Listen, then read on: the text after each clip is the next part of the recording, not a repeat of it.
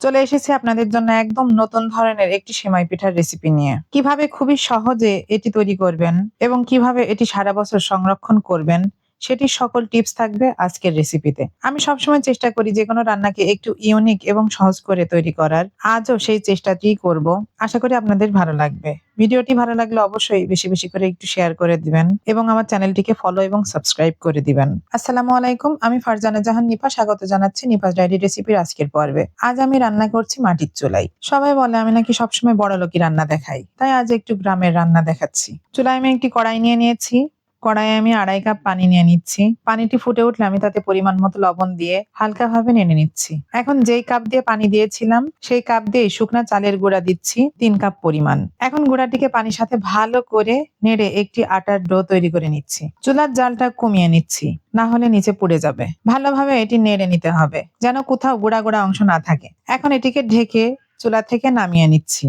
আটাটিকে এভাবে একটু নরম নরম করে তৈরি করতে হবে। আমি এখন অল্প করে চাউলের গুঁড়ার আটা একটি প্লেটে নিয়ে ভালো করে হালকা পানি দিয়ে ছেনে নিচ্ছি। এটি ছেনার সময় হাতে হালকা করে পানি নিয়ে নিবেন, তাহলে আপনার পিঠার ডোটি খুব সুন্দর নরম হবে এবং হাতে এঁটে যাবে না। এখানে আটার ডোটিকে অনেকক্ষণ ধরে একটু ছেনে নিতে হবে, তাহলে ডোটি অনেক নরম হবে। এভাবে গোল করে পাশে রেখে দিচ্ছি। প্রত্যেকটি ডো কিন্তু পাশে রেখে দিতে হবে এবং ঢাকনা দিয়ে রাখতে হবে, না হলে এটি শক্ত হয়ে যাবে। এখন আবার অল্প আটার খামির নিয়ে তাতে অল্প করে ফুড কালার নিয়ে আগের মতোই সুন্দর করে ছেনে নিচ্ছি। আজ পিঠাগুলোকে আমি একটু কালারফুল করে তৈরি করে নিচ্ছি। এখন একটু নীল ফুড কালার নিয়ে ভালো করে ছেনে নিচ্ছি।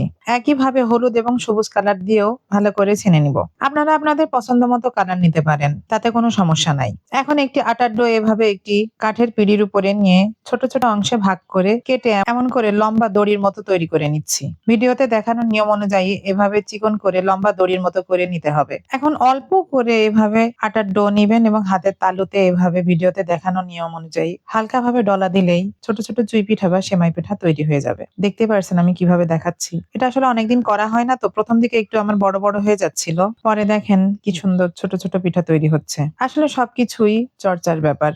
এগুলা মা খালারা ভালো করতে পারেন। দেখেন আমার খালা কি সুন্দর দ্রুত করে পিঠাগুলো বানাচ্ছেন। এভাবে আপনারা করার সময় হাতে হালকা করে গুঁড়া নিয়ে নেবেন এবং পিঠার ভিতরে একটু গুঁড়া ছিটিয়ে দেবেন, তাহলে পিঠাগুলো একটার সঙ্গে আরেকটা লেগে যাবে না এবং ঝরঝরা হবে। দেখতেই পারছেন এত অল্প গুঁড়াতে কতগুলো চুই পিঠা বা সেমাই পিঠা তৈরি হয়ে গিয়েছে।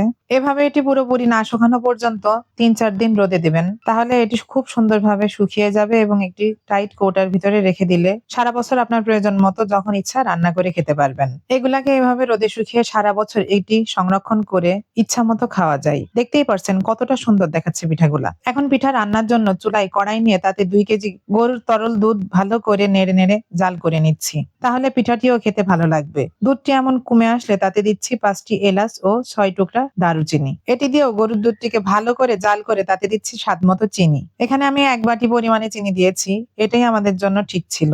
আপনারা চাইলে কম বা বেশি করে নিতে পারেন। আবার যদি চান আপনারা গুড় দিয়েও করতে পারেন। গুড়ের চুই পিঠার রেসিপি চাইলে অবশ্যই আমাকে কমেন্ট করে জানাবেন। এখন দিচ্ছি সামান্য লবণ।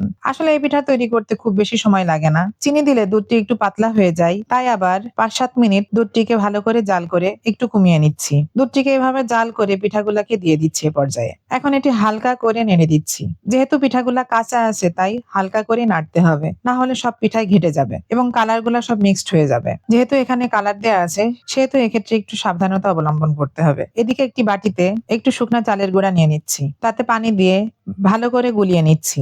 এই মিশ্রণটিকে ফুটে ওঠা দুধের ভিতরে দিয়ে দিচ্ছি। এটি দিয়ে ভালো করে নাড়তে হবে, না হলে নিচে দলা বেঁধে যাবে। কিছুক্ষণ নাড়লে দেখবেন সুন্দর ঘন হয়ে আসছে। দেখতেই পারছেন কতটা সুন্দর দেখাচ্ছে। আমার মেয়ে তো খাওয়ার জন্য বারবার বলছে আম্মু দাও আম্মু দাও। এটি আপনারা যে কোনো গায়ে হলুদের অনুষ্ঠানেও কিন্তু দিতে পারেন, বা কোথাও দাওয়াত খেতে গেলেও এভাবে পিঠা তৈরি করে নিয়ে যেতে পারেন, তারা সবাই অনেক খুশি হবেন। এখন আমাদের পিঠা হয়ে গেছে, একটি বড় প্লেটে নামিয়ে নিচ্ছি। আমার মেয়ে তো অস্থির হয়ে যাচ্ছে পিঠাটি খাওয়ার জন্য। আমি এই ধরনের পিঠা তৈরি করলে আমার মেয়ে খুবই পছন্দ করে এবং সেটি যতক্ষণ না খাবে ততক্ষণ সে অস্থির হয়ে যায়। সে তো এটি খুবই পছন্দ করেছে। দেখতেই পারছেন কেমন ঘন হয়েছে, খেতেও কিন্তু খুবই অসাধারণ হয়েছে। এ ধরনের নতুন নতুন রেসিপি পেতে আমার চ্যানেলটিকে ফলো এবং সাবস্ক্রাইব করে দিবেন। ভিডিওটিকে শেয়ার করে নিজের প্রোফাইলে রেখে দিতে পারেন। আজ এখানেই শেষ করছি। ধন্যবাদ।